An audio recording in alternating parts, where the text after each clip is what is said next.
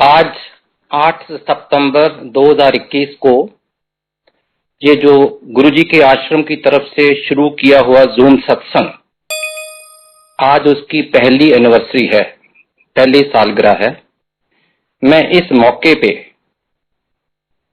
गौरव uncle की तरफ से, गुरुजी के आश्रम की तरफ से सारी संगत को बहुत बहुत मुबारक भी देता हूं और संगत का बहुत बहुत शुक्राना भी करता हूं, क्योंकि उन्होंने बहुत बड़ी गिनती में आके इस प्लेटफॉर्म को यूज किया। मेरे को ये कहते हुए बहुत खुशी हो रही है कि 8 सितंबर 2020 को जब पहला सत्संग शुरू हुआ था, मेरे को ही उस समय भी कहा गया था मंदिर की तरफ से और आज भी कहा गया है, और इस एक साल में 550 सत्संग हुए हैं, 550 कुल सत्संग हुए हैं, which is very large number. पुरानी संगत जो गुरुजी के टाइम की, जब गुरुजी के चोला रूप में जिन्होंने गुरुजी को देखा, मिले और उन्होंने अपने एक्सपीरियंसेस शेयर किए, उनके सत्संग कभी कभी पूरा दिन पूरा घंटा ले जाते थे। लेकिन बहुत सारी नई संगत के सत्संग जो हम कभी एक दिन में 2 भी करते थे, कभी 3 भी छोटे हों तो कर लेते थे, लेकिन उन्होंने भी बहुत बढ़ चढ़ के हिस्सा लिया और वो सारे ही शुक्राने के पात्र हैं। ये सिलसिला जैसे आपको बताया गया था, कोविड की वजह से शुरू हुआ ताकि संगत गुरुजी के साथ जुड़ी रहे। मंदिर भी गवर्नमेंट इंस्ट्रक्शन के मुताबिक बंद करना पड़ा। बीच में सिर्फ तकरीबन 6 महीने 19 अक्टूबर से 11 अप्रैल 21 तक ई पास के थ्रू खुला था। उसमें भी सारी संगत दर्शन नहीं कर पाई, पासिस की लिमिट होती थी एज पर रेगुलेशन रूल्स। और संगत को गुरुजी के साथ जुड़ने का इससे बढ़िया और सुनहरी मौका कुछ हो नहीं सकता था कि शाम को 7 से 8 साक्षात गुरुजी का मंत्र जाप में सारे मंदिर के दर्शन होते थे। गुरुजी के हर महीने के पहले संडे को डुगरी मंदिर के भी दर्शन होते थे और रात को 10 से 11 रोज जूम सत्संग के थ्रू सत्संग होते थे, जिससे कि संगत गुरुजी के साथ पूरी जुड़ी रहे, गुरुजी को जानने जो नए आए हैं और गुरु की महिमा को जाने, गुरु की वड्याई को जाने और गुरुजी के साथ एकमिक होके ये रास्ता जो गुरुजी ने दिया है उसको अपनाएं और अपना अपना कल्याण करें।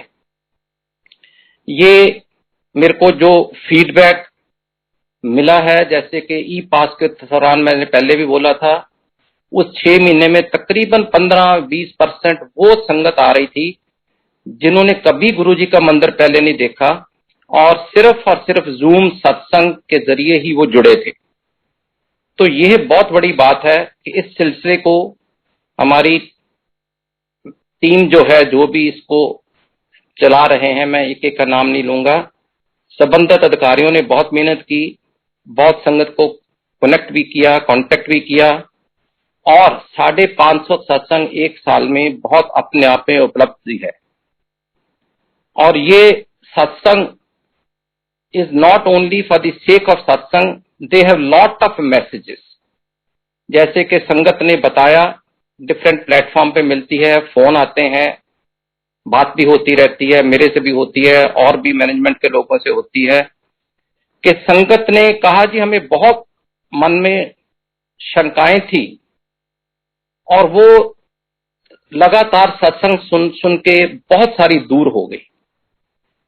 उनके क्या क्वेश्चन थे मेरे को नहीं मालूम, उनके क्या प्रश्न थे, उनके मन में क्या शंकाएं थी, लेकिन वो कह रहे हैं कि सत्संग सुन के ही जो शंकाएं दूर होगी, क्वेश्चनों के जवाब मिल गए। वैसे भी मैंने देखा है बहुत सारी संगत जो बिल्कुल नहीं जुड़ रही है, उनका बहुत दिल करता है कि वो संगत जो गुरुजी के टाइम की है उससे कुछ ना कुछ गुरुजी के बारे में सुने, उससे कुछ ना कुछ गुरुजी के बारे में जाने। ये एक तरह की बहुत ख्वाहिश होती है और इतना मौका नहीं मिल पाया बिकॉज ऑफ कोविड के संगत मिले, इतना मौका नहीं मिल पाया कि सत्संग घरों घरों में जैसे हो रहे थे वो हों। तो इसलिए बहुत सारे लोग इस चीज से वर्जित ना हो, इस लोग ताकि वो लोग जुड़े रहें। ये सत्संग का सिलसिला बहुत कामयाबी के शिखर पे आज 1 साल पूरा कर रहा है। मैं पूरी संगत को गुरु जी की आश्रम की तरफ से फिर दोबारा मुबारक देता हूं। दूसरी बात, इस मौके पे क्योंकि थोड़ा सा माहौल ठीक हुआ है, कुछ प्राइवेट सत्संग भी होने शुरू हो रहे हैं, लिमिटेड हैं बेशक एज पर गाइडलाइंस अगेन।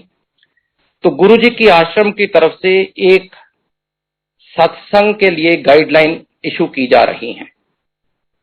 ये गाइडलाइन हम इनको फेसबुक में पोस्ट करेंगे और इनके अंदर बहुत सारे अगेन आपके जो शंकाएं हैं, सवाल हैं, उनके सबके जवाब दिए जा रहे हैं कि एक सत्संग में क्या होना चाहिए, कैसे होना चाहिए, क्या मर्यादा होनी चाहिए, क्या प्रक्रिया होनी चाहिए। मैं क्योंकि ये सत्संग कमेटी जो मंदिर मैनेजमेंट की कमेटी है उसने कुछ ड्राफ्ट किए, गौरव अंकल से अप्रूव कराए, और मैं ये इसके मोटे मोटे जो पॉइंट्स हैं आपके साथ शेयर करना चाहूंगा इस प्लेटफॉर्म के ऊपर आज। कि सबसे पहले कोशिश ये होनी चाहिए कि सत्संग घर में ही हो, बड़ी सिंपल सिटी तरीके से, और जब कुछ ऐसी मजबूरी हो तो फिर बाहर भी कोई ऐसी जगह पे हो, कम्युनिटी हॉल हुए, जहां कोई बड़ी जगह लेके जहां पे उतने लोग अकोमोडेट हो सकते हैं जितने के गवर्नमेंट अलाउ करती है। सत्संग बहुत सिंपल और बिल्कुल उसके अंदर एक्स्ट्रावेजेंट, लेविश, खूब सजावट, ये किसी चीज की जरूरत नहीं है। सिर्फ और सिर्फ गुरु जी का स्वरूप और गुरु जी की गद्दी, उनका आसन, ये दो हों तो सत्संग करने का पर्पस सर्व हो जाता है। एक रिक्वेस्ट की जाती है कि शब्द या भजन वो ही सत्संग में चलाए जाएं जो बड़े मंदिर में चलते हैं, क्योंकि ये शब्द या भजन गुरु जी ने खुद ही सिलेक्ट किए और उनको ब्लेस किया हुआ है। तो उनकी लिस्ट भी सर्कुलेशन में आपके पास आ जाएगी, और मेरी ये रिक्वेस्ट है कि वो शब्द जो गुरु जी ने खुद ब्लेस किए हैं उनको जरूर अपने सत्संग में लगाएं। आजकल लाइव परफॉर्मेंस भी बहुत कॉमन हो रही है, बड़े बड़े आर्टिस्ट आ रहे हैं, बहुत अच्छा गा रहे हैं, नो डाउट, पर गुरु जी के आश्रम की तरफ से आप सबको रिक्वेस्ट की जाती है कि गुरु जी की दी हुई मर्यादा के मुताबिक पहले शब्द कीर्तन कुछ देर जरूर होना चाहिए, उसके बाद बेशक आप लाइव म्यूजिक, लाइव परफॉर्मेंस ले सकते हो। और शब्द और भजन जो गुरु जी के ब्लेस किए हैं, जो बड़े मंदिर में चलते हैं, वो मंत्र जाप, आरती और लंगर से पहले ही होने चाहिए, बाद में नहीं, क्योंकि ये मर्यादा गुरु जी की खुद सेट की हुई है। शब्द कीर्तन हमेशा इज फॉलोड बाय मंत्र जाप एंड आरती ऑफ ओम जय शिव ओमकारा ओनली। एक ही आरती होनी चाहिए, ओम जय शिव ओमकारा, और वो आरती एक ही बार होनी चाहिए। ये शुरू में देखा गया था, अब तो संगत को कुछ काफी ज्ञान भी हो गया है कि कुछ लोग, अगर संगत 50 की है और 25 लोगों ने पहले आरती की, तो बाकी 25 नाराज ना हो जाए, उनको खुश करने के लिए आरती को दोबारा चला देते। याद रखिए, आरती गुरु जी के लिए है, संगत के लिए नहीं है। गुरु की आरती है ओम जय शिव ओमकारा, ये एक ही बार चलाई जाए, इसको कभी भी संगत को अकोमोडेट करने के लिए रिपीट ना किया जाए। सत्संग आइडली 1.5 से 3 घंटे जैसे भी आप ठीक समझे होना चाहिए। इसके अंदर शब्द, भजन, मंत्र जाप, आरती और एक्सपीरियंस शेयरिंग होना चाहिए। उसके बाद ही लंगर प्रसाद सर्व किया जाना चाहिए। और जब चाय प्रसाद या लंगर का भोग लगाते हैं, किसी हैंड टॉवल के साथ या नैपकिन के साथ भोग की थाली को पूरा कवर किया जाए। देखने में आया है कि कई जगह पे उसको साइड से थोड़ा सा नंगा कर देते हैं फॉर वट एवर पर्पज। गुरु जी जानी जाना, उनको बताने की जरूरत नहीं कि हमारे घर में सत्संग में क्या बना है। तो जो मर्यादा गुरु जी के टाइम की थी कि चाय प्रसाद, लंगर प्रसाद और भोग थाली जो है पूरी तरह से कवर होनी चाहिए। सत्संग के बाद कोई ताड़ी नहीं बजनी चाहिए, कोई क्लैपिंग नहीं होनी चाहिए। पहले भी नहीं होती थी और मर्यादा के मुताबिक होनी भी नहीं चाहिए। पिन ड्रॉप साइलेंस होनी चाहिए, mobile phone switch off mode पे हो ताकि आप ध्यान से शब्द और सत्संग सुन सके। गुरुजी कहते थे जो भी सत्संग में आता है उसकी खुराक शब्द कीर्तन, उसकी खुराक लंगर प्रसाद और सत्संग है। ये सारे खुराक तभी आपको मिलेगी अगर आप बिल्कुल इस पेशेंस के साथ सुनोगे और फोन की घंटी आपको डिस्टर्ब नहीं करे। तो रिक्वेस्ट की जाती है कि सत्संग में अपने mobile phone switch off mode पे रखा करें। जयकारे कुछ लोग जगाने लगे हैं सत्संग के दौरान, कोई अच्छी बात लगी जय गुरुजी, तो जयकारे का भी गुरुजी के टाइम की कोई मर्यादा नहीं। बहुत सत्संग गुरुजी के सिंहासन पे बैठे हुए वो खुद कहते थे अंकल सुना, आंटी सुना, बहुत सत्संग होते थे, जयकारे नहीं लगते थे। तो इसलिए हम गुरुजी के आश्रम की तरफ से रिक्वेस्ट है कि ये जो जयकारा सिस्टम शुरू हुआ है सत्संग के दौरान वो नहीं होना चाहिए। और जो जो सत्संग है वो पर्सनल एक्सपीरियंसेस तक के होने चाहिए। आइडिया इज कि ये सत्संग सिर्फ गुरु और गुरुजी के साथ कनेक्ट करें। इनका आइडिया ये नहीं कि ये संगत को उस पर्सन के साथ कनेक्ट करे जो कर रहा है। It should be factual and connect with Guruji. And अगर कोई कह रहा है कि कोई रिचुअल करो तो वो गलत कह रहा है।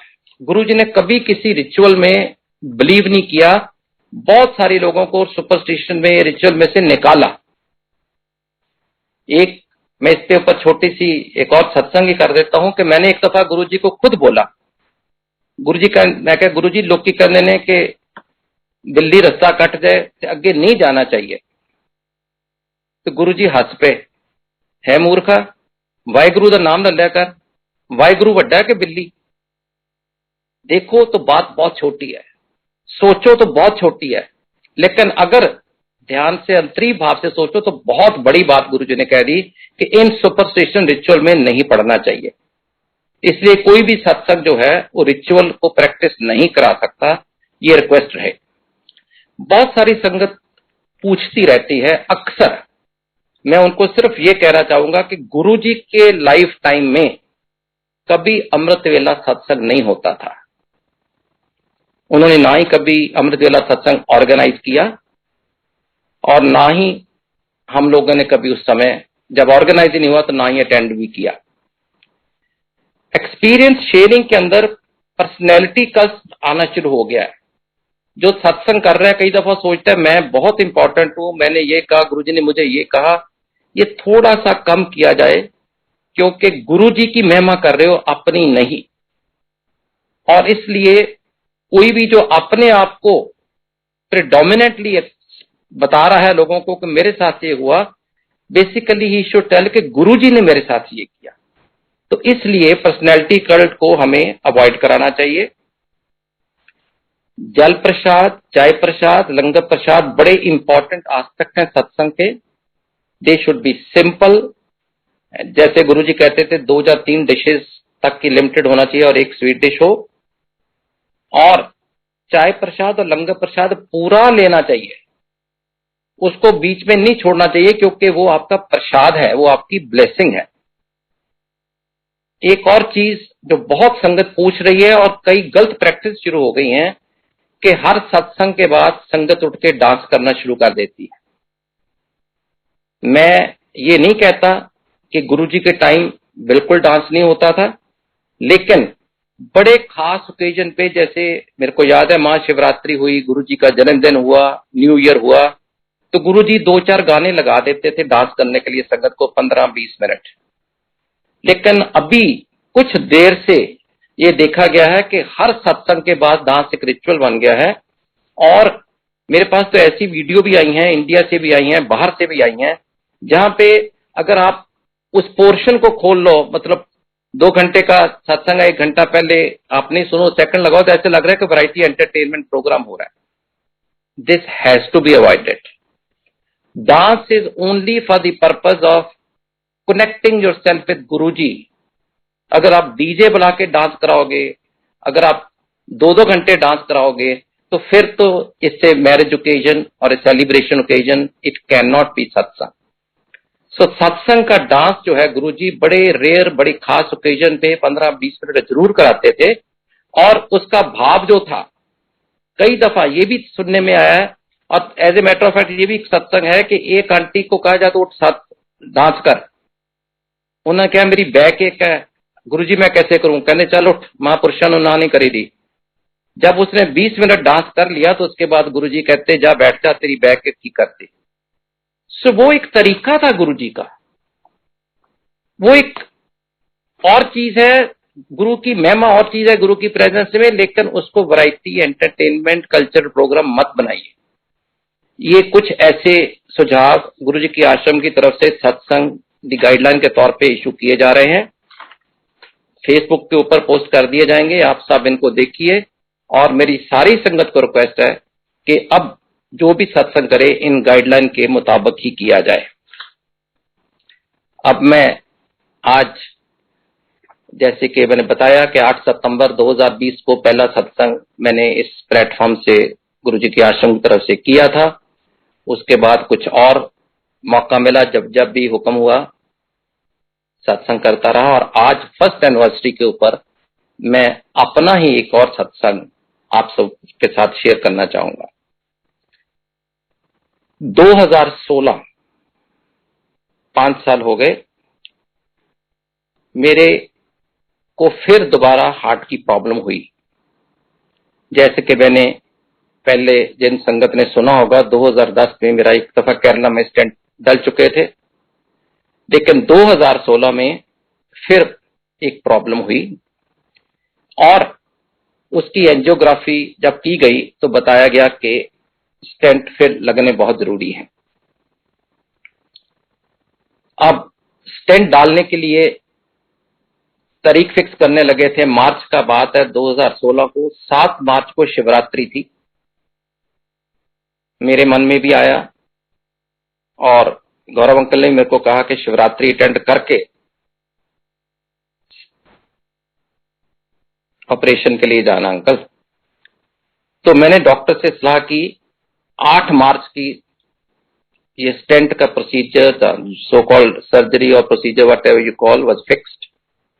7 को मेरे को एडमिट होना था, शिवरात्रि का दिन था। मैंने मंदिर जाके मत्था टेका, लंगर प्रसाद लिया, 1 बजे शुरू हो जाता था, 2 बजे चल पड़ा और सीधा जाके एडमिट हो गया, क्योंकि एक दिन पहले एडमिशन जरूरी होती है। 8 मार्च को जब सुबह मेरे को स्टेंटिंग के लिए कैथ लैब में लेके गए, वहां से डॉक्टर मेरे से बातें कर रहा है, क्योंकि एक लोकल एनेस्थीसिया में स्टेंट डालते हैं, आदमी को होश होती है, बातें भी करता रहता है। और बड़े आराम से सारा कुछ प्रोसीजर तकरीबन 45 मिनट्स टू 1 आवर में खत्म हुआ और मेरे को रिकवरी रूम में भेज दिया गया। जब मैं रिकवरी रूम में आया तो ये मेरा ऑपरेशन सबसे पहले था सुबह मॉर्निंग में ही 9 बजे, तो 10 बजे रिकवरी रूम में आया होगा। 11 बजे के करीब मेरे को बड़ी अनइजीनेस होने शुरू हुई, मेरे को सांस लेने में तकलीफ, तो एक्सटेंट कैसे लगे कुछ चीज ब्लॉक कर रही है। वहां पे जो डॉक्टर थे, जूनियर्स ही होते हैं नॉर्मली, उस समय सर्जरी करके स्टेंट डालने के बाद सीनियर डॉक्टर तो चले जाते हैं, तो जूनियर से, तो मैंने उनको बोला मेरे को मुश्किल हो रही है, एंड दे सेड के फॉरेन एलिमेंट अंदर गया है, एक प्रॉब्लम हो जाती है। वो मेरे को इस तरीके का हौसला देते रहे, पर मैं बिल्कुल नहीं समझ पा रहा था, क्योंकि गुरुजी ने ही मेरे को 2010 में एक जिंदगी दी थी, और क्योंकि मेरे को 2 स्टेंट उस समय भी डाल चुके थे, इसलिए मेरे को पता था कि उस समय तो कोई प्रॉब्लम नहीं हुई थी मेरे को सांस लेने में, इस समय क्यों हो रही है। एनीवे, ये बढ़ती गई प्रॉब्लम। मैंने खूब रिकवरी रूम में सारे डॉक्टरों को बुलाया, अपने बेटे को बुलाया, उसको भी बोला कि जिस डॉक्टर ने ये किया है उसको फोन करो, वो उस हॉस्पिटल से जा चुका था, ये अटैच टू 2 हॉस्पिटल्स। तो my son rang up that doctor, we knew him. I would not like to name the doctor in this satsang for obvious reasons. तो मेरे लड़के ने उसको फोन किया सेइंग कि अंकल पापा is having lot of problem and he feels कि उनको सांस आ नहीं रही है, ब्लॉक हो रहा है। वो सीनियर था, सियाना था, समझ गया। वो इमीडिएटली सारा काम छोड़ के उस अस्पताल से इधर फिर वापस आ गया। ही reached in next half an hour. और आते ही उसने जब मेरे सिम्टम देखे और मेरे से बात की, मेरे को वापस कैथ लैब ले गए। कैथ लैब ले जाके उन्होंने फिर दोबारा क्या प्रोसीजर किया मेरे को पता नहीं लगा, लेकिन उसके बाद वो मेरे को एक हाई डेंसिटी आईसीयू में ले गए। अब पढ़े लिखे लोग को ये तो पता चल जाता है कुछ सीरियस बात होगी जो आपको हाई डेंसिटी आईसीयू में लिया जा रहा है। और वहां पे एक जूनियर डॉक्टर को इंस्ट्रक्शन देके मेरे पास ही बिठा दिया। मैं जहां पे जिस सोसाइटी में रहता हूं, ये मेरे सारे आसपास के colleague, friends, including one doctor, they were all camping there. But मेरे को नहीं पता चल रहा था क्या हुआ। They were also trying to ascertain. Next day तक एक दो और डॉक्टर फ्रेंड्स आए, बहुत सारी संगत को भी पता चला कि कुछ प्रॉब्लम हो गई। और नेक्स्ट डे जाके ये पता चला कि स्टेंट डालते वक्त, बहुत सीनियर डॉक्टर है लेकिन गलती किसी से भी हो सकती है, उसने मेरी एक आर्टरी रप्चर कर दी। जब आर्टरी रप्चर होती है तो उसके अंदर से ब्लड ऊज आउट करता है। वो ब्लड मेरी लंग्स के आसपास इकट्ठा हो गया, जिसको मेडिकल टर्म में पेरिकार्डियल इफ्यूजन कहते हैं। ये पेरिकार्डियल इफ्यूजन जब होती है तो ब्लड कंटिन्यूस ऊज आउट होता रहता है, आपके हार्ट के आसपास इकट्ठा होता है, जिससे हार्ट पंप नहीं कर पा रहा ठीक से और मेरे को मुश्किल हो रही थी। वो सीनियर डॉक्टर एकदम समझ गया।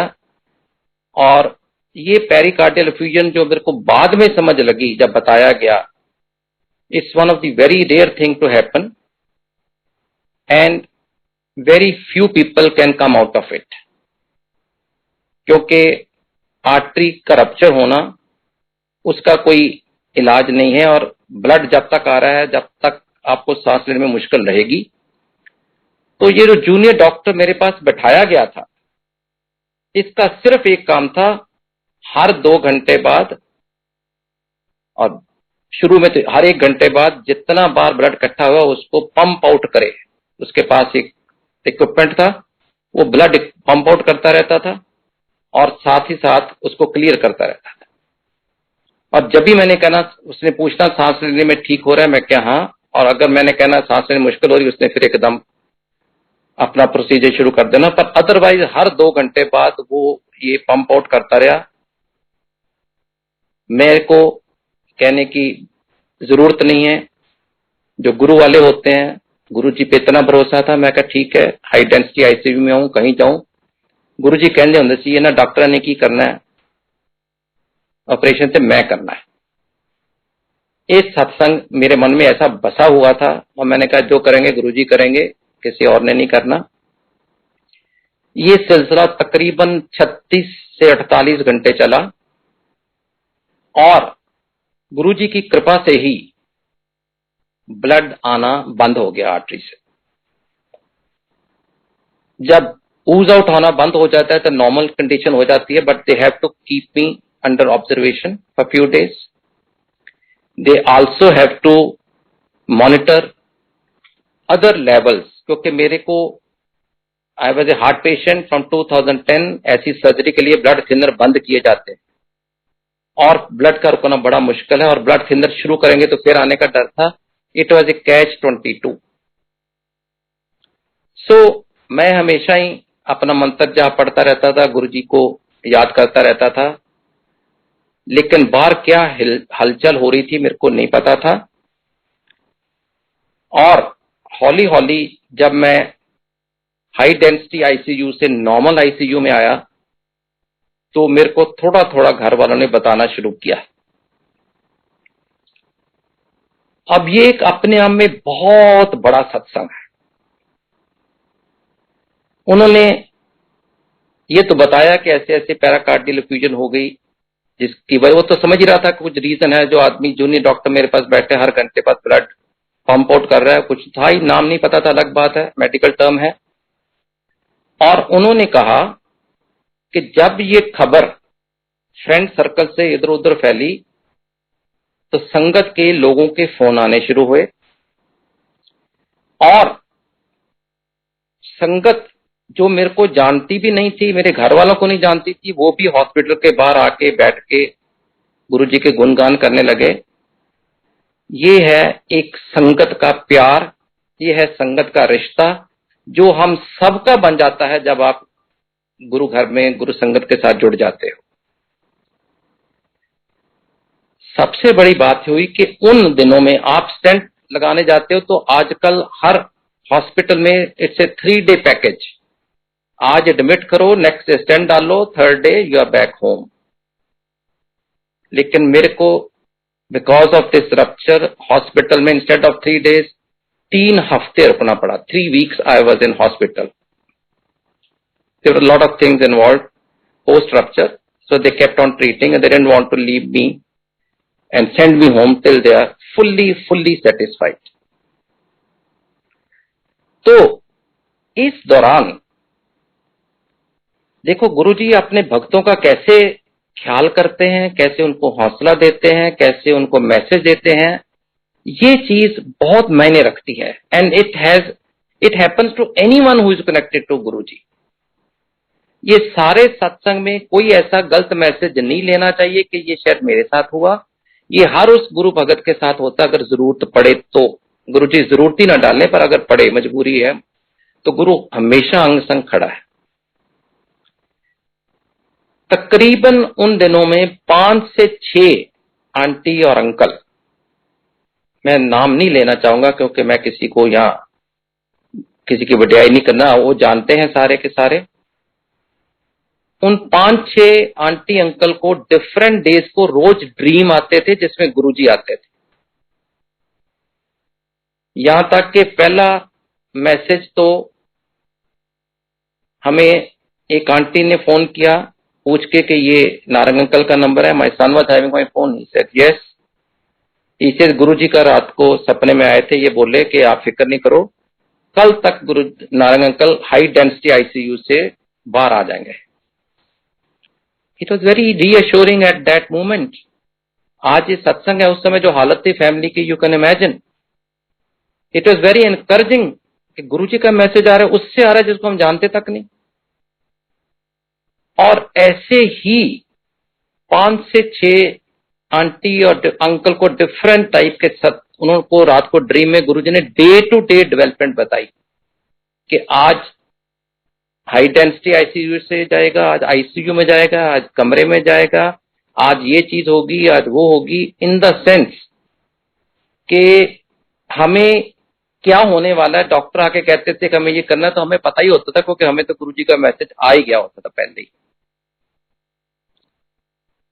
एक आंटी ने गुरुजी को अरदास लगाई, I am grateful to her, मेरे लिए कोई बात, मैं नाम नहीं ले रहा किसी का भी। और गुरुजी ने रात को आके उस आंटी को सपने में बोला, तू ते अपने हस्बैंड दिली अरदास लगांदी सी, बड़ी प्रॉब्लम सी, ते सडनली तू वो भुल गई कि मैं तेरा हलियो काम नहीं किया। तो उन्हें कहा गुरुजी वो हुंदा रहेगा, तुसी पहले इन्होंने सेव दियो। मैं किस किस का शुक्रिया करूं, किस किस का धन्यवाद करूं, कितनी संगत का प्यार और उनका शुक्राना करने के लिए मेरे पास कोई अल्फाज या लफ्ज नहीं है। एक शब्द लगता है, बिरसी कदे न जावे जन की अरदास। संगत की अरदास कभी ऐसे फजूल फालतू में नहीं जाती। एक आंटी को सपने में आके गुरुजी ने कहा कि औखा टाइम है, महामृत्युंजन के पाठ करो। मैं उनका भी सबका आभारी हूं जिन आंटियों ने इकट्ठे होके ये महामृत्युंजन पाठ ऑर्गेनाइज किए, और उसके बाद लंगर प्रसाद होता था। और ये सिलसिला भी उन दिनों में चला जो मेरे को बाद में बताया गया। एक किसी को ऐसे ही गुरुजी ने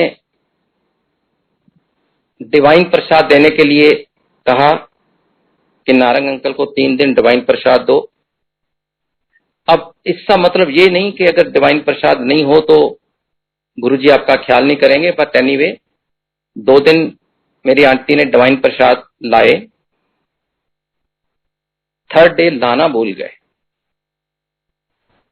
अब गुरुजी का हुक्म जो आया था कि 3 दिन डिवाइन प्रसाद देना है, अब सोचे भूल गए तो भूल गए। अब बहुत दूर था हॉस्पिटल, घर से 2-2.5 घंटे का रास्ता, सोचा 4th डे को दे देंगे। लेकिन हम भूलन आ रहे हैं, संगत है, गुरु जो कहता है वो तो नहीं भूलता। गुरु जी ने 2 आंटियां भेजी, वो दोपहर के टाइम, मेरे को आज तक याद है, 2:30-3 के बीच। I know them very well, again won't name them. वो आंटियां हाई डेंसिटी आईसीयू में सीधी अंदर आ गई, जहां पे कोई अलाउड नहीं था।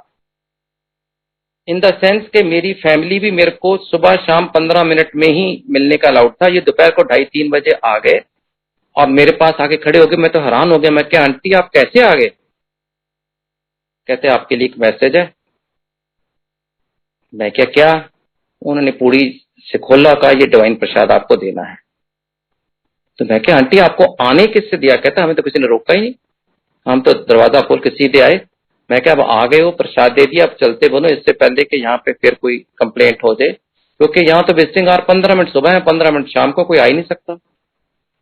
सो मेरे कहने का मतलब है, अगर गुरु कोई चीज कहता है वो हमें करनी तो चाहिए ही, कि अगर हम भूल जाए गुरु नहीं भूलता।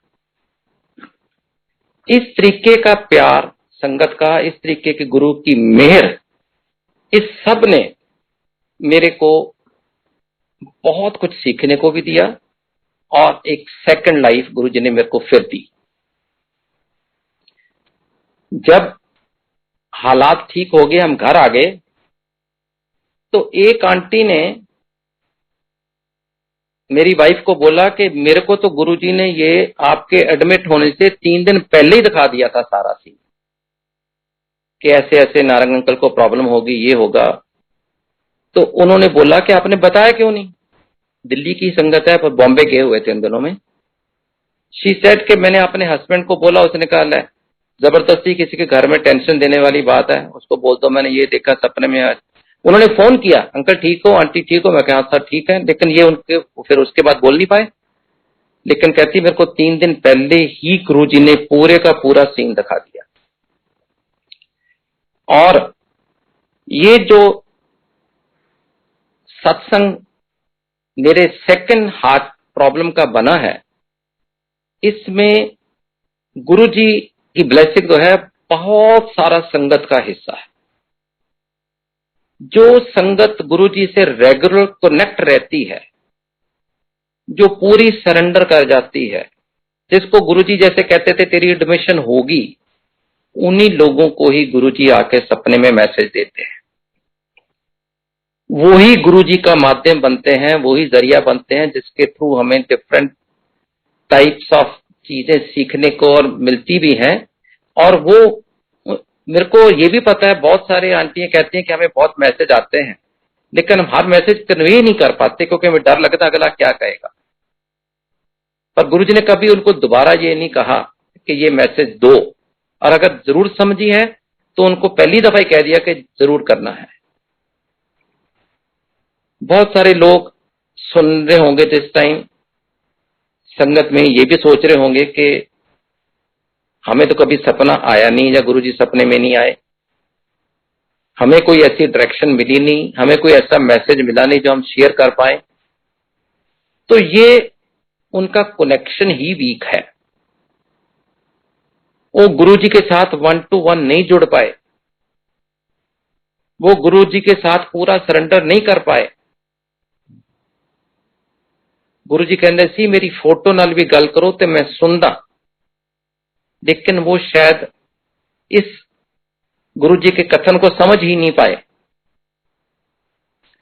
मेरे को याद आ रहा है कि एक दफा किसी के घर में सत्संग था, प्री कोविड टाइम है, जब बड़ी संगत में सत्संग होते थे, और मेरे को भी सत्संग करने के लिए कहा गया। और मैंने पता नहीं उस दिन क्यों मेरे मन में आया, ये सत्संग किया कि एक आंटी मेरे को एक सोमवार वाले दिन मंदिर में मिली थी। And she told me, uncle मैंने आपके बहुत सत्संग सुने हैं, बड़ा अच्छा लगता है, फलाने के भी सुने हैं, उसके भी 4 5 6 नाम ले लिए, पर अंकल मेरे साथ ऐसा कुछ होता नहीं था कि मैं खड़ी होकर सत्संग कर पाऊं।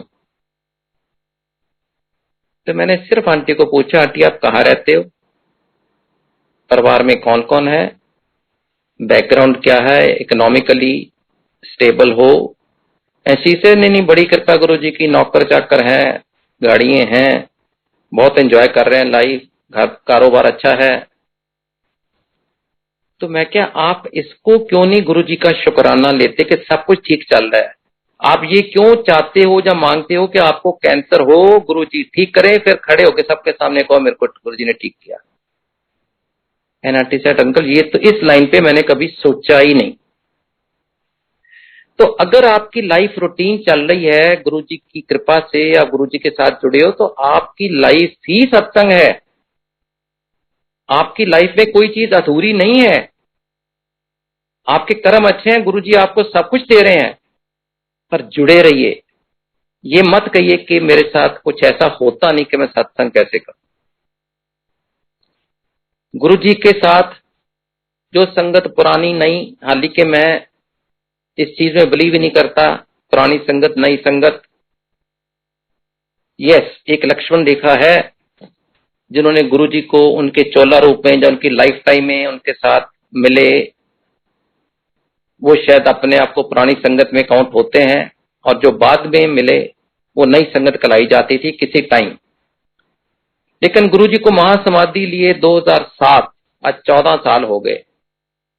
तो अब जो पिछले 1-2 साल में आए हैं वो अपने आप को नई संगत गिनते हैं, जो 2007 से 20 तक या 19 तक आए हैं वो अपने आप को पुरानी संगत ही गिनते हैं। दे हैव एवरी राइट, क्योंकि उन्होंने गुरु में महाशिव देखा है, उन्होंने एक्सपीरियंस किया है।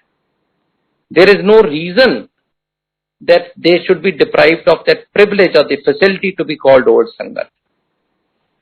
कभी कभी बड़ा मजा आता है जब संगत में से कोई आके कहता है, अंकल इसको थोड़ा सत्संग सुनाओ। तो मैंने, जो आंटी मेरे को एक दफा कहने लगी मंदिर में, तो मैंने कहा, आंटी आप कब से आ रहे हैं? कहते मैं तो पुरानी संगत तो 3 साल से आ रही हूं, ये अभी 2 महीने से आए। और गुरुजी कहते होते थे किसको कब बुलाना है उसका टाइम मैं फिक्स कर रहा।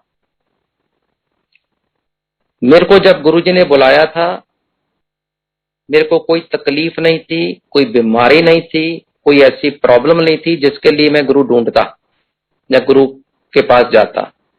गुरुजी ने मेरे को उस टाइम बुलाया, आप कह के बुलाया, क्योंकि उनको पता था कि इसको मैंने आगे के लिए ब्लेस करना है। ये जो मुश्किलें बाद में आई, 2010 में फर्स्ट हार्ट अटैक, 2016 में second heart attack, both time new life, Guruji को तो पता ही था कि इसको ब्लेसिंग की जरूरत तब पड़ेगी, तो अभी बुला लो। तो इसलिए जब जब टाइम होता है गुरु खुद बुलाता है।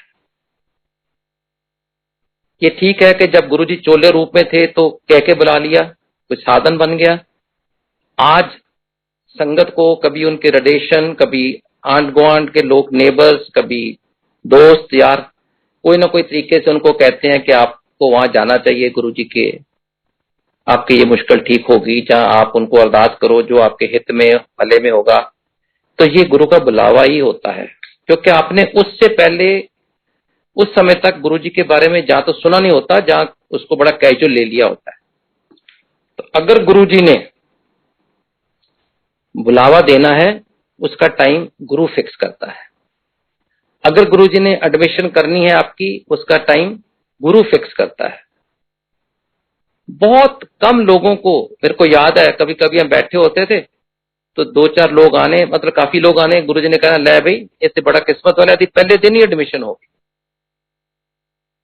एडमिशन मींस गुरु चरणों में, गुरु दरबार में आपके एडमिशन हो जाना बहुत बड़ा एक सर्टिफिकेट ऑफ मेरिट गिना जाता है। नहीं तो जिंदगी निकल जाती है, गुरु के दरबार में आपकी एडमिशन नहीं होती, क्योंकि आप फिजिकली तो वहां चले जाते हो, मेंटली इतने साउंड या स्ट्रांग नहीं होते, स्पिरिचुअली इतने कनेक्ट नहीं होते। तो गुरु आपके ऊपर बख्शिश नहीं बरसाता जब तक आप टोटल सरेंडर और डायरेक्ट कनेक्शन नहीं करो। तो गुरु जी की थ्योरी कि direct connection and total surrender are the only two fundamentals on which sangat should connect to me. तो इसलिए मैं संगत को रिक्वेस्ट करूंगा कि डायरेक्ट कनेक्शन बनाइए, गुरु जी के साथ जुड़िए। 24 घंटे में से जो 10 मिनट मिल जाए, गुरु जी कहते थे मेरे साथ जब भी बैठ जाओ वही अमृत वेला है, लेकिन बैठो तो, गुरु के साथ जुड़ो तो। गुरु से साथ 1 to 1 बैठ के जब आप बात करते हो, उसका एक अपना ही नशा है, वो सिर्फ आपको पता होता है, मैंने कहा, और गुरु को पता होता है जिसने सुना। लेकिन अगर आपकी सोच ये हो कि मैंने तो कह दिया, पता नहीं गुरु ने सुना है कि नहीं सुना, तो फिर आपके कहने का ही पर्पस सर्व नहीं हुआ, क्योंकि आपके मन में शंका है, तो सरेंडर तो ना हुआ।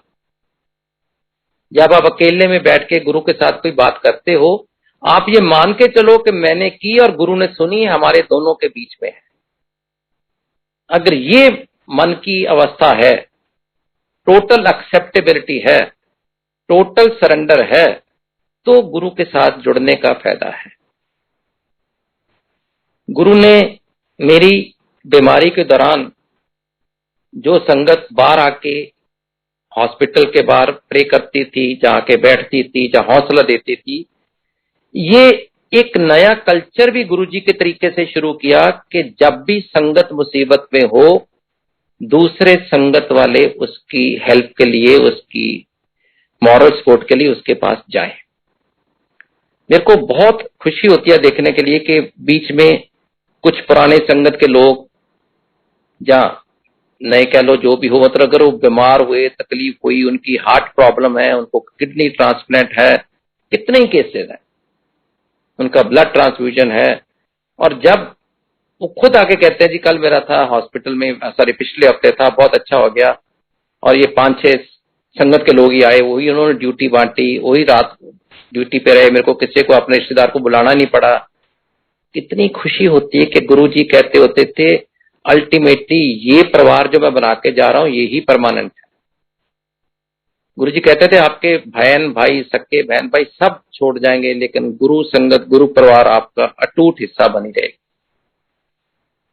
उस आदमी या उस आंटी को कितनी तसल्ली, खुशी मिलती है कि जब दुख में उसके साथ गुरु संगत बैठती है, उसका दुख आधा हो जाता है। उसको ये लगता है कि गुरु मेरी बात सुन रहा है। उसके रिश्तेदार आते हैं तो उसको वो फीलिंग और सपोर्ट नहीं मिलती जो गुरु संगत से मिलती है, स्ट्रेंथ नहीं मिलती, वो ताकत नहीं मिलती।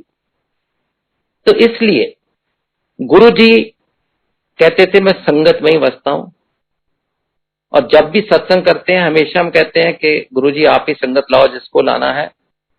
और गुरु जी हर सत्संग में भी आते हैं, और संगत इतनी प्यारी है, और उसके लिए गुरु जी ने अपने फिजिकल फॉर्म में जब थे, हमने देखा कैसे कैसे वो कष्ट लोगों के लेते थे, अपने ऊपर लेते थे। आज विराट रूप में हम दिखते नहीं, लेकिन हमेशा गुरु अपने भक्तों के कष्ट अपने ऊपर लेता है। अगर मेरे को सेकंड लाइफ दी है तो पता नहीं गुरु जी ने कितने कष्ट अपने ऊपर लिए होंगे। मैं गुरु का साथ रिश्ता ही ऐसा होता है कि गुरु का शुक्राना, एहसान करना बहुत छोटी बात है, कर ही नहीं सकते, इस लाइफ में नहीं कर सकते, पूरी लाइफ नहीं कर सकते। लेकिन अगर इस चीज का आपको कॉन्शियस हो कि करने वाला वही है, बाकी सब जरिया है। इस केस में मैं जान के डॉक्टर साहब का नाम नहीं लिया, बहुत सीनियर डॉक्टर हैं, गलती तो उनसे हुई, लेकिन अल्टीमेटली जब मेरे बेटे ने उनको फोन किया, वो समझ गए, 2 मिनट में भागे आए, और अल्टीमेटली ठीक भी उन्होंने ही की। मेरे को याद है एक दिन आके मेरे को कहते हैं नारंग अंकल आपके लिए तो पूरी दिल्ली के सारे डॉक्टरों ने मेरे को फोन कर दिया। मैंने कहा जी मैंने तो किसी को नहीं कहा, यार दोस्त हैं और संगत है, जिस जिसका जो कनेक्शन है, जिसका कोई वाकई वो पूछता ही रहता है भी क्या हाल है, जरा पता करके बताओ। Anyway he was saying it कि ये what he probably meant was कि आपकी पॉपुलैरिटी है, बट आई टोल्ड हिम ये मेरी संगत की स्ट्रेंथ है, इस संगत की ताकत है, संगत का प्यार है। और सच पूछो, जब हम उस डॉक्टर को ही जानते हैं जो ये कर रहा है, जो ठीक कर रहा है, उसने सारा कुछ समझाया, तो हमें तो जरूरत ही नहीं थी किसी और डॉक्टर को पूछने की, इससे पूछो कि क्या हो रहा है। जिनको नहीं पता चल रहा था वही एंग्शियस थे, वही पता करवा रहे थे। तो गुरु संगत की महिमा और गुरु संगत का एहसास जब आपको हो जाए, मैं दृढ़ विश्वास से कह सकता हूं उस दिन के बाद आप गुरु के साथ बहुत इजीली और जल्दी जुड़ जाओगे। गुरु कभी कुछ एक्सपेक्टेशन नहीं करता, मांगता नहीं, लेकिन कुछ बेसिक चीजें होती हैं हमें खुद करनी चाहिए। गुरु का ध्यान लगाना चाहिए, गुरु का मंत्र जाप पढ़ना चाहिए, गुरु के प्रति श्रद्धा के तौर पे सत्संग करने चाहिए, गुरु के आगे सरेंडर करना चाहिए, गुरु के साथ कनेक्शन बनाना चाहिए, और गुरु जी जो जो भी कह के गए हैं उस मर्यादा का पालन करना चाहिए। इस सत्संग का कोई भी मिस इंटरप्रिटेशन नहीं लेनी चाहिए, और ना ही इस सत्संग का मतलब यह है कि जिसको डिवाइन प्रसाद नहीं मिला वो शायद ठीक नहीं होगा। बहुत कष्ट लोगों के डाले हैं, गुरुजी ने कितनों का कैंसर ठीक किया अपने लाइफ टाइम में, आज भी कर रहे हैं, उसमें कोई डिवाइन प्रसाद नहीं होता। लेकिन ये हर जो चीज होती है इंडिविजुअल होती है, पर्सनल होती है। अगर गुरुजी ने किसी को कह दिया कि तुमने इस दिन ये काम नहीं करना, तो उसके लिए है। तुमने ये चीज नहीं करनी किसी चीज के लिए भी, तो उसके लिए है। उसको जनरलाइज मत करिए। शेयर कर सकते हो, लेकिन it should not come as a message. गुरु की महिमा जब सुनते हो, गुरु जी की सत्संग सुनते हो, उसका अंतरी भाव समझने की कोशिश करा करो, उसका थॉट प्रोसेस पॉजिटिव रखा करो। ये जरूर कह सकते हो कि अगर ये चीज एक्स आदमी के साथ हो सकती है, मेरे पास साथ भी हो सकती है अगर मेरे को मुसीबत आए, क्योंकि मैं भी गुरु से उतना ही जुड़ा हूं, जुड़ के दिखाऊंगा। ये भाव होना चाहिए कि मैं गुरु के साथ उतना ही जुड़ के दिखाऊंगा। पहली अरदास ये कि मेरे को मुसीबत ना आए, अगर आए तो गुरु ही मेरा राखा करे, फिर मेरे को चिंता कोई नहीं, वरी कोई नहीं। तो गुरु के आगे पूरा सरेंडर, गुरु के साथ डायरेक्ट कनेक्शन, फुल फेथ, तो किसी चीज की घाट नहीं है। और ये लेके चलो, गुरु संगत में बसता है, संगत ही आपकी स्ट्रेंथ है, संगत ही आपका मान और प्यार है। आज गुरु मंदिर अभी खुला नहीं है, गुरु जी का आश्रम, बड़े मंदिर दर्शन नहीं लोग कर पा रहे। आप लोगों को बहुत अजीब लगता है, मेरे को मालूम है, बड़े फोन आते हैं, और हम जो बैठे हुए हैं इधर मैनेजमेंट की तरफ, खास करके गौरव अंकल हमेशा कहते हैं कदों खुलेगा मंदिर, संगत आए। संगत के बिना हम भी बेहाल हैं। संगत सबकी स्ट्रेंथ है और गुरु जी का प्रतीक है। जब संगत आती है, मंदिर में रौनक होती है, खुशी होती है, और सबके ऊपर मेहरें बरसती। इंडिविजुअली हर कोई अपने घर में गुरु जी के साथ जुड़ रहा है, लेकिन उसका पता तो उसी को ही है। तो मैं इस सत्संग के जरिए संगत की महत्ता, संगत का इंपैक्ट, संगत की अरदास, संगत का रोल, इसके ऊपर ज्यादा एम्फेसाइज करूंगा। मेरा सत्संग कोई भी भूल जाए, कोई प्रॉब्लम नहीं, इट्स माय पर्सनल सत्संग। लेकिन इसके साथ जो लेसन मिले हैं कि संगत कैसे जुड़ी और संगत ने कैसे अपना अपना रोल निभाया, ये जरूर याद रहने चाहिए।